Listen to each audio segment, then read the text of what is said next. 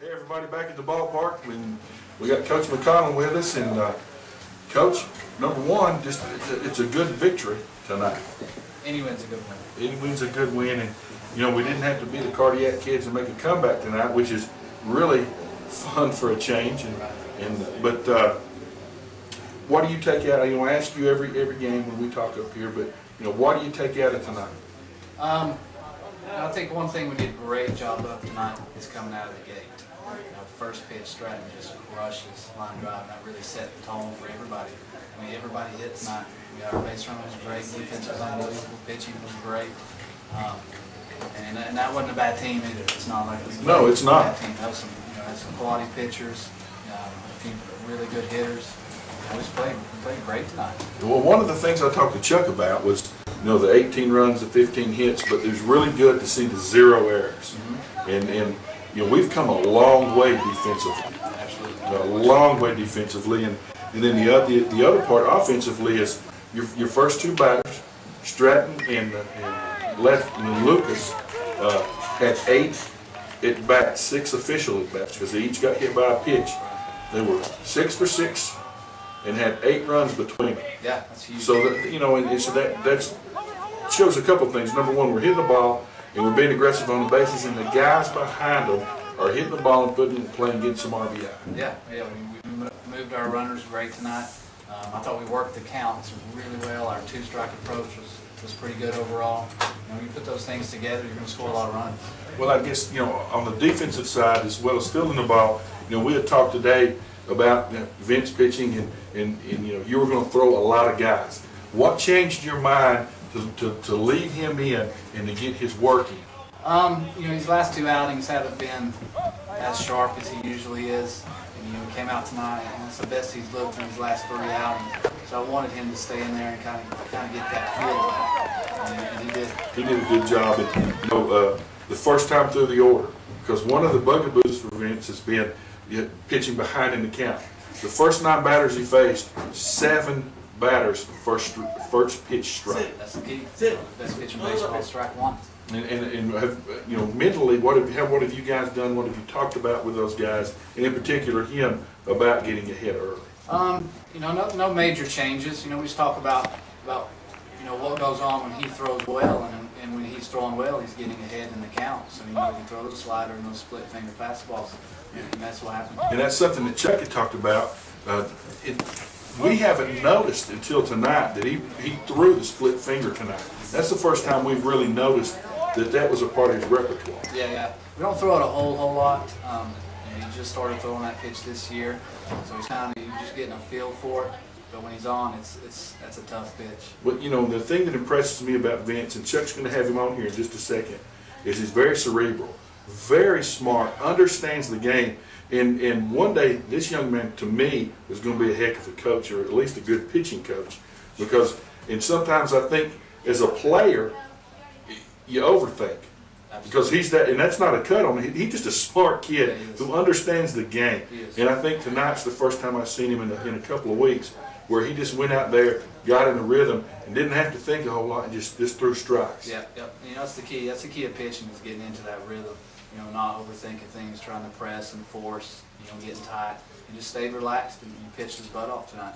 Okay, before I let you go, you know, Chuck and I talked about the schedule, and before we go, we got to get that bugaboo fixed out with the Trailblazer game, because I'm confused on when it is. But as we go, every game is important.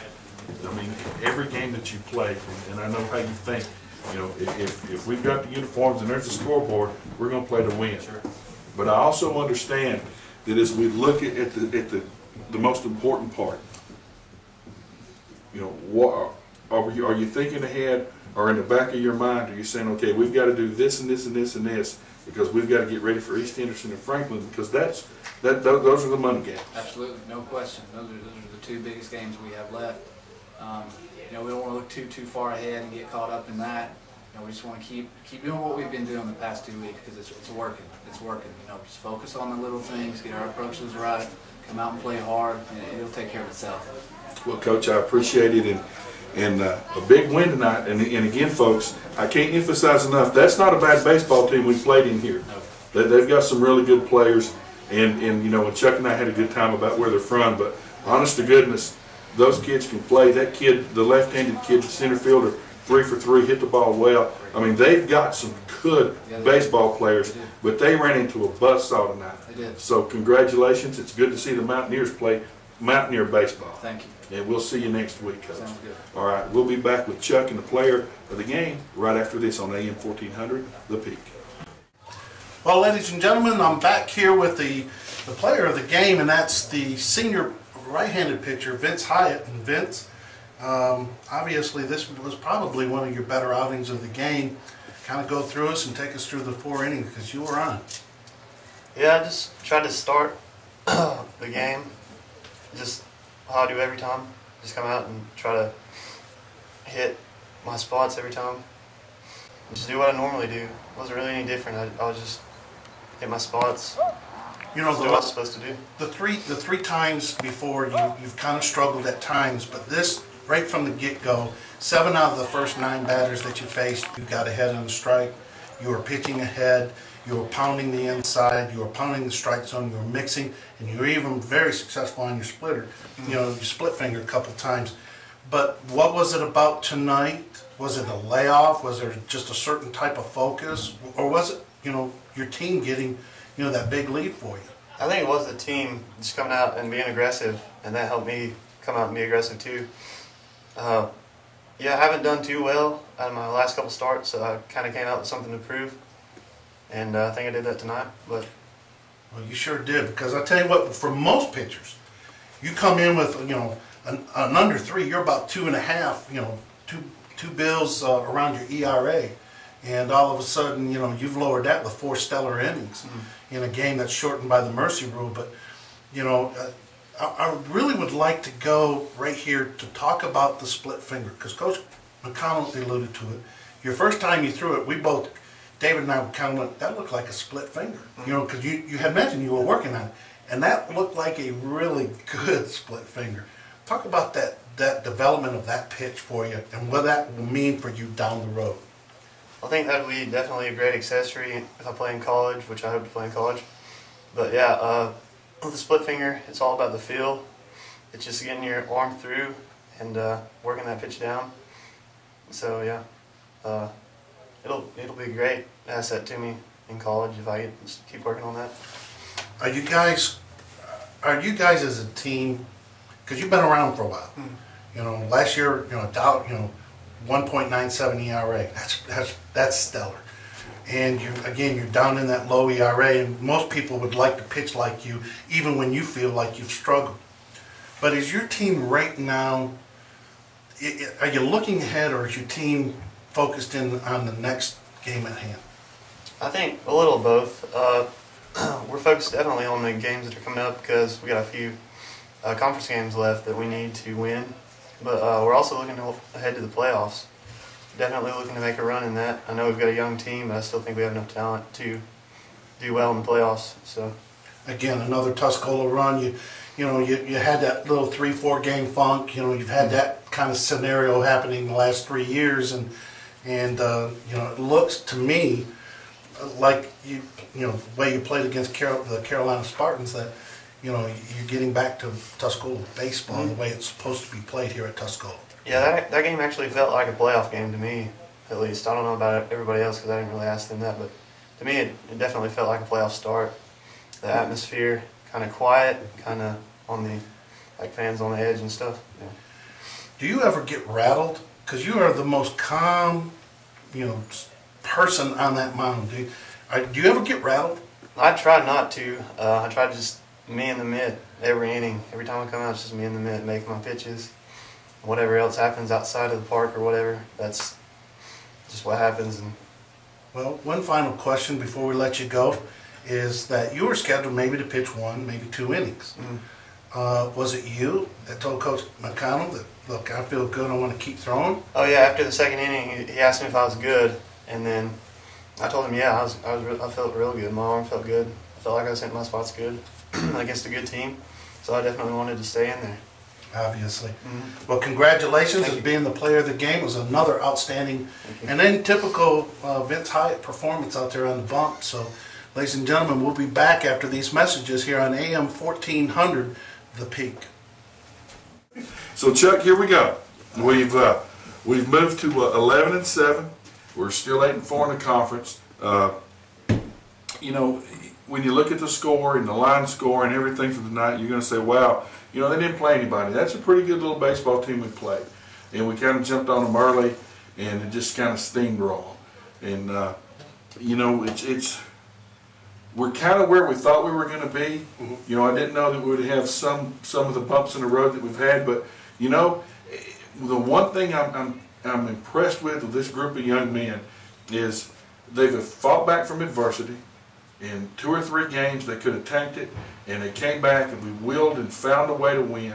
And, you know, I really, you know, I can't predict the future, but I really think that they're battle-tested, and I don't know if you want to play this group as we keep going on into the season and get ready for the playoffs. I think last 2 comments, they're battle-tested, and you're right. I think there's a lot of teams, particularly in this conference, the WNCAC, that do not want to play the Mountaineers.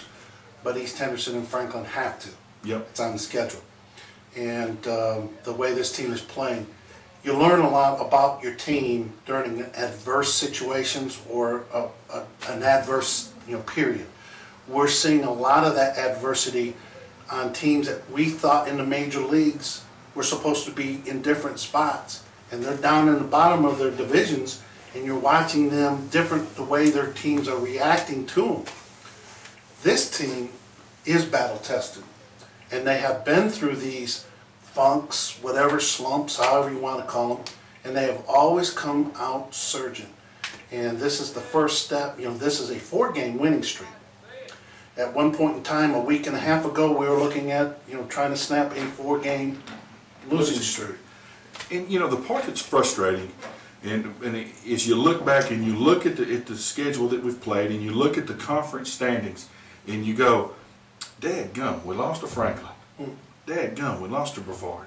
And those are 2 games that you'd like to have them back, because you have those games back and you play the way that we're really capable of playing, and it's kind of the conference thing's kind of over if that happens.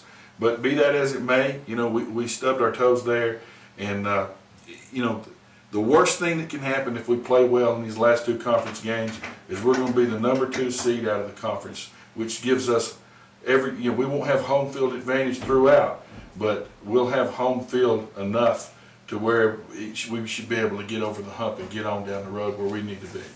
And I really do. I think that in watching West Henderson and their reaction, they did not play. They have not turned it back to the old West Henderson. They took a week and a half layoff because of their breakdown, and West Henderson was a little different.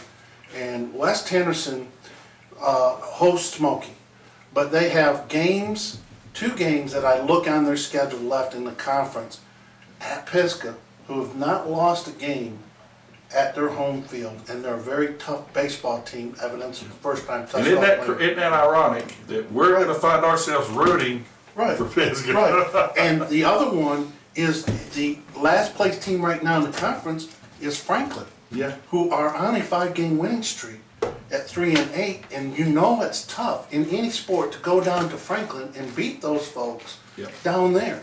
And West Henderson has to do that. I think those are 2 road games that could be, places where they could stumble. And if this thing finishes in a tie, that highly coveted number 1 seed, which you're playing for right now, will go to the Mountaineers. And they'll be home through all the playoffs. Boy, wouldn't that be something? So here's what we've got, folks, for the schedule.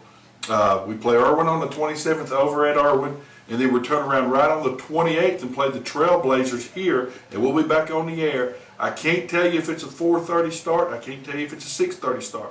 So we're either going to be on the air at 4 o'clock or 6 o'clock, and if you look at the newspaper, Chuck will keep you informed as to the start time on the 28th against the Trailblazers. So, partner, another good night. You did a good job today, and wow, a big win for the Mountaineers. 11-7, 4-game winning streak. There That's we all go. that matters. So this is David along with Chuck. We look forward to you following the Mountaineers over the mountain to Irwin on the 27th, and can't wait for you to be back with us on the 28th. Thank you so much. This is David along with Chuck here on AM 1400 The Peak.